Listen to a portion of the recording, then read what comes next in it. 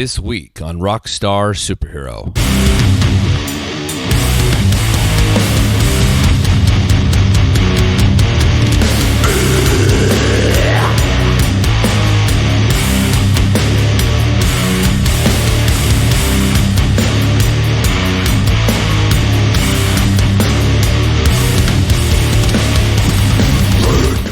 Creeping Death is not just a band. It is a veritable way of being. It is a Texas-sized killer tornado from Dallas-Fort Worth, and it is inevitable.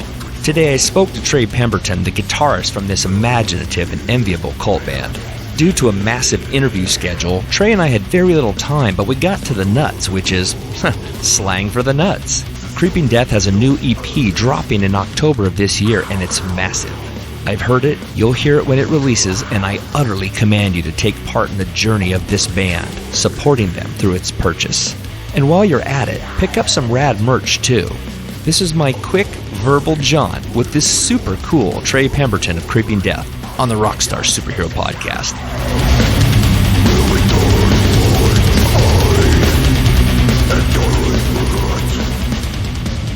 Hey, welcome, Trey, man. I love Creeping Death. I really appreciate you being here, so thanks so much. Of course, man. I really appreciate you having me here. Yeah, cool. Well, I know we have little time, so let's just jump in. I found an article on Kerrang written about the band back in 2019, and the reviewer said, this Texas-based quartet plays extreme metal that walks a fine genre line. Not quite thrash, not quite death metal, and just enough growl and just enough groove. And I thought, man, that's unfair because that's a perfect description, and I wish I'd written it. But what do you think that says about Creeping Death? Do you agree with the sentiment?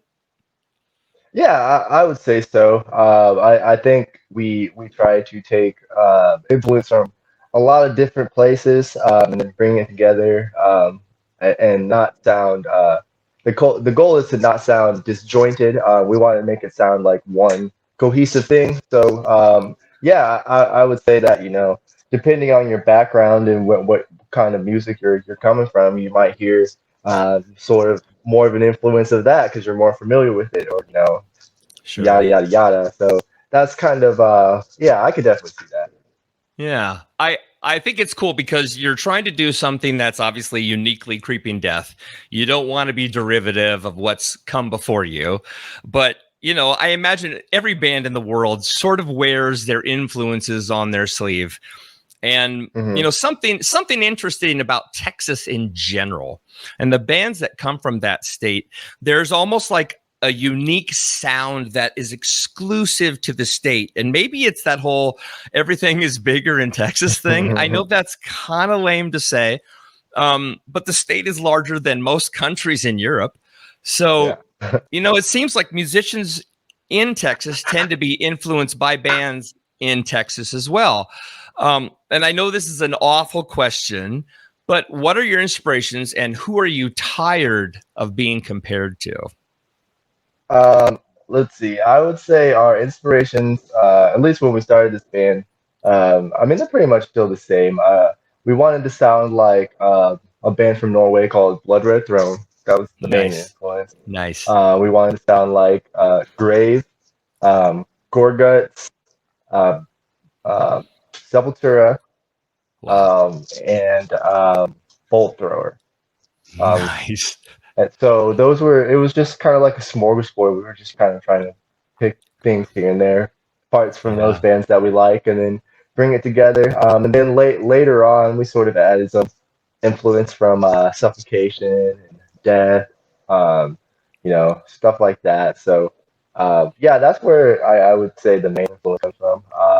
And then as far as, like you were saying, mentioning the Texas thing, definitely Power Trip, Iron Age, definitely big influences on us. Maybe it doesn't sound like sonically, but I think the way we operate as a band and, even some of the riffs for sure. I definitely try to take inspiration from, especially Iron Age, for sure. So definitely that kind of stuff.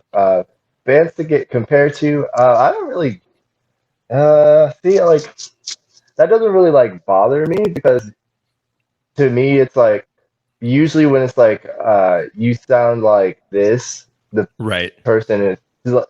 I just know that that band to somebody is like a badass band. So I'm like, Right. even if that person is trying to say it to me as a slight, where I'm just like, well, that band is big enough for you to know they exist and know that you do not like it, for you to try to diss me with it. So that's kind of cool. Like, I don't, somebody out there is a really big fan of it. So it's cool to me. Yeah, no, I get that. I would imagine it. You a lot of times you hear like, oh, people say like, oh, Pantera, but the only reason they say Pantera is because that's the only band they know from Texas. If that makes Yeah, sense. yeah, Uh, yeah, for sure. I hear death in you though. I do hear it in there, and it's interesting that you bring this up because I love more punk influenced thrash. Right, Mhm. I love that edgy approach to metal, not necessarily just the death approach, but the punky aspects, the mentality behind it. Does Creeping Death have a big punk background too, like hidden inside the secrets in your pockets? Yeah, I wouldn't say it's a secret. Like we all are still active participants in like, Dallas, Fort Worth, hardcore, punk, all that stuff. So, Nice. like Link, our drummer, he plays in another hardcore band called Character Assassin. I just started a new band that I play drums in. It's a hardcore band. So we all are still like involved big time and all that stuff. That's how we all came to meet each other, just hardcore shows. Yeah. We came up in the same scene as all the Power Trip guys, so they're those guys are all our homies too. So Yeah. The Dallas hardcore, yeah, the whole Dallas Fort Worth getting hardcore scene just over the last like 10 years, I feel like sort of it brought together a lot of different people that you probably wouldn't think, Yeah. and also produced a lot of different things that you probably wouldn't expect. Obviously like Power Trip coming out of it, and then Frozen Soul. They're from the same exact scene, the same roots as us. So Hmm. um, it's just different things here and there, which is cool. I'm like stoked that I was able to come up in sort of a hardcore scene that changed over the years, so that like it was way more diverse and that it was Yeah. cool. It was chill to have a death metal band, and then the death metal band plays with like a punk band, and the punk band is also like comprised of members who play in another band with the kids in the death metal band that sounds like a completely different band, and that's just kind of like where it's at, and I think that's pretty cool. Yeah. Yeah. Yeah. Dallas Fort Worth has a scene for sure. I mean, I've heard it in the same, spoken in the same sort of reverential tones as New York and Baltimore, right? It's a place where people are going. And I don't want to talk about Austin because it's literally like another planet. But Yeah, right. But it's become well known. And I'm up here in Seattle, man, and I know about the scene down there as well. So it has to be a fantastic place to get out and hear new things and obviously drop new material. absolutely, absolutely. And to kind of circle back to what you were talking about as to why all of the Texas bands, they all sort of have a thing. I mean, say the Houston scene is also, great. We all have a great, like, there's a little, I wouldn't call it rivalry, but obviously it's like all Texas reps Texas. But you guys, we all rib each other about the cities and stuff like that, just within. But yeah, as far as everything is geographically spread out. Like you're in Seattle. You're literally like 30 hours away. If a Yeah. band from here wanted to try to play up there to sort of get known, you're driving through mountains and all this stuff and all this time, and so what you do is just you just play Texas. You have Yeah. three of the top 10 biggest cities in the entire country in the same Yeah. state. It's like you could really just do a tour of Austin, Dallas, Houston, San Antonio, just those four cities, and you come away with pretty lucrative money, and you don't really have to drive that far. It's like Yeah. to a band in Texas, it's like, why would I drive to LA, or why would I drive to so far? So I think that happens a lot. Yeah. So you tend to take more inspiration from your peers because you're playing amongst your peers more often than you're playing with somebody else. So I Yeah. think that sort of circular kind of installation sort of kind of contributes to that whole sort of Texas sound,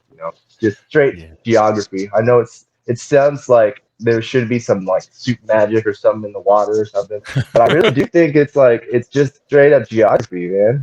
Like if you put any other state probably isolated with this many people, I think you probably something similar would happen. So, Yeah. It's interesting. I didn't think of it that way, but it's so true. I mean, I've been to the state 3 times, but the thing that I've noticed every time is, I feel like I'm in its own country, right? I mean, it hmm is obviously geographically it's giant, right? It takes a day to get across. And yeah, everything is just a little too far. I mean, if you're not flying in, yeah. it's a jaunt, but I mean, I get that. You mentioned though Seattle, and I mean, you guys are doing Terror Fest, right? Next year.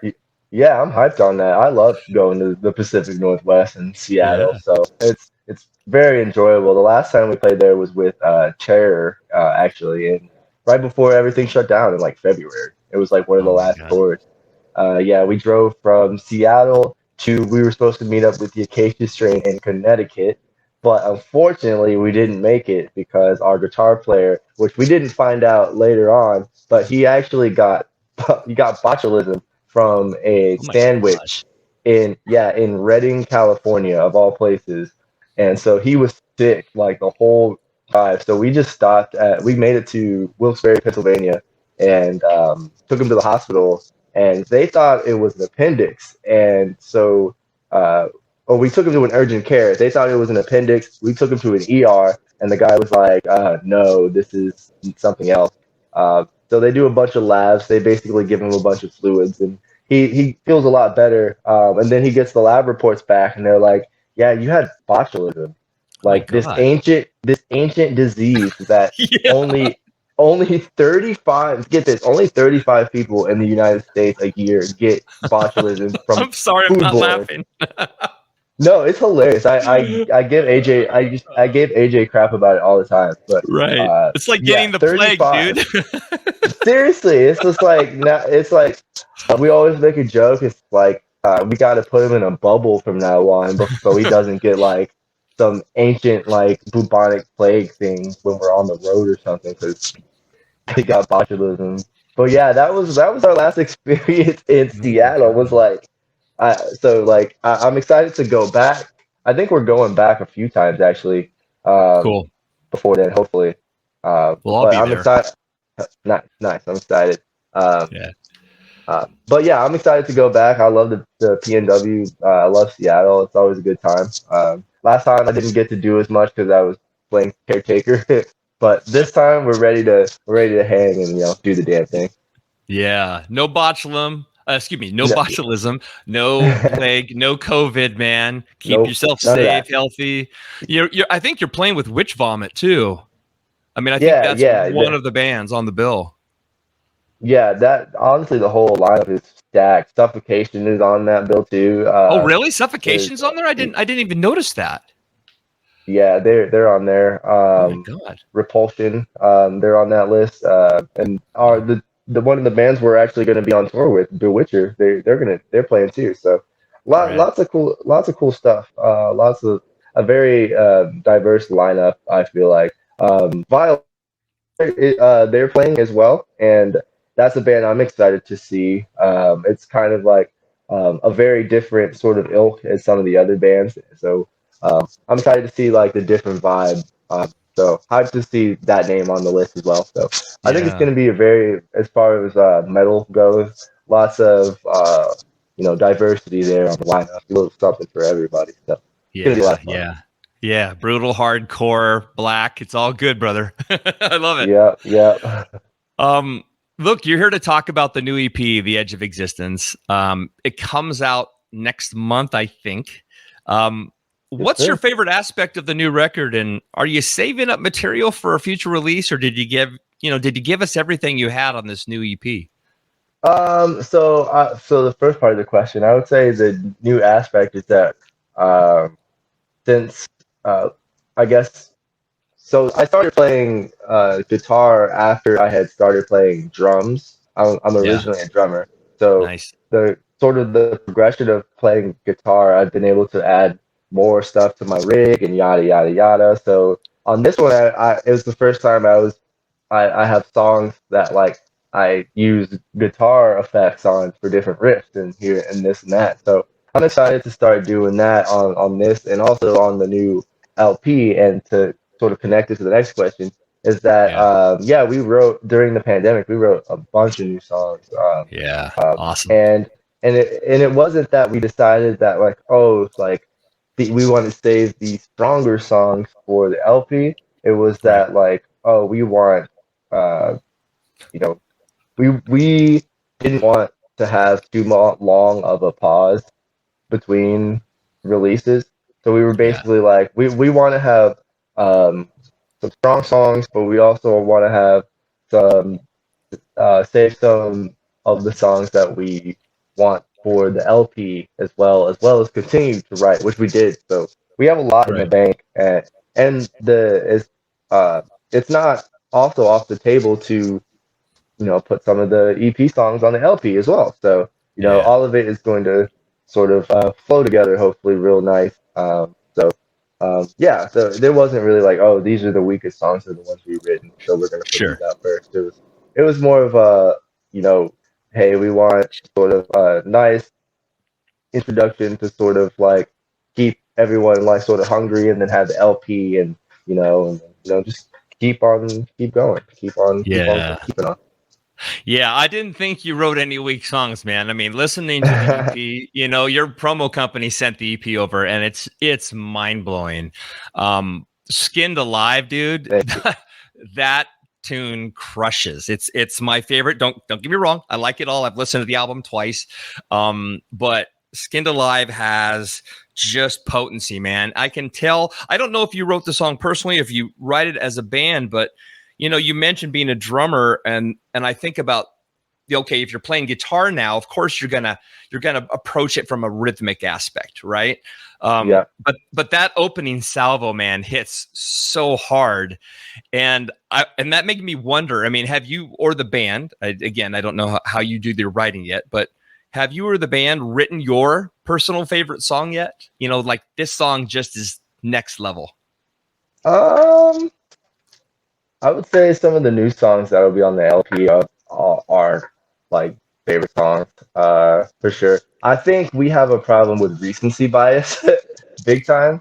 So Yeah. it's like once we'll write a song that we really really love, and then everyone else will also love it, and then we have to play it a bunch, and then we're like, fuck this song.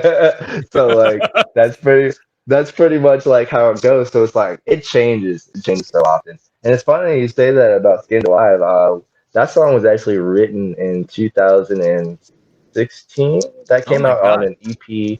Yeah, that came out on an EP called Sacrament of Death. That it was our first release after our demo, and Okay. we really just wanted to re-record those tracks to sort of give them sort of more like life. We've also all become we have different drummer, the different drummers on the track. So Mm-hmm. Lincoln absolutely blows it out of the water. It Um, does. It Re- crushes.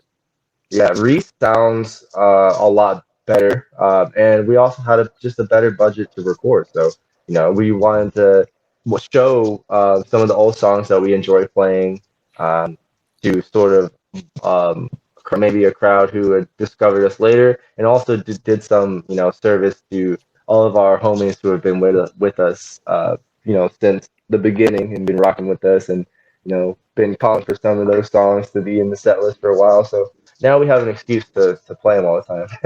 Yeah, yeah. Do you actually play the entire EP live when you go out and do shows, or do you pick and choose from your earlier work? On this upcoming tour, we'll probably have a pretty good.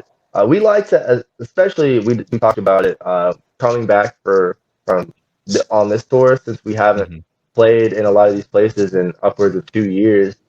We wanted to give a good, a good sampling from each release, pretty much. Right, But right. now that we re-recorded Sacrament, we can just play the Sacrament songs, and now it's sort of like you get the EP songs.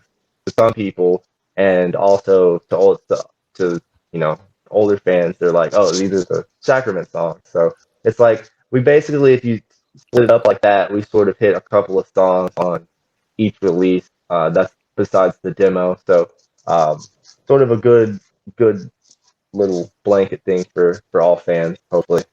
Good. Well, when I see you next year, because I will be there, I will walk up. I'll make sure you know who I am, just because I'm a narcissistic idiot. But it'll be sweet to shake your hand and check you guys out. I love your stuff. Before I let you go, I know you got to run to another interview, but I've been wanting to ask this of somebody. What do you wish you knew about the music business before you started this band? What was the surprise? Probably how much you have to spend to make money back. I wish somebody kind of would have explained that to me first. They're sort of and I'm not. It's not a comment or anything. Like I'm very for paying people their worth and their wage. But there's a lot of aspects, a lot of things that you have to get here and there to sort of make a good professional package as a band, and you gotta pay those people along the way. And then so I guess I wish people would have I kind of would have been more prepared on that end. Otherwise, I don't know. I've honestly been sort of pleasantly surprised. I haven't really been, I mean, knock on wood, but I haven't really been screwed over or anything. So what I was expecting, you're like, oh, the music business, any business, honestly. Maybe it's just, I don't know, our society, but I'm just conditioned to think, oh, business, I'm probably someone is trying to screw me over.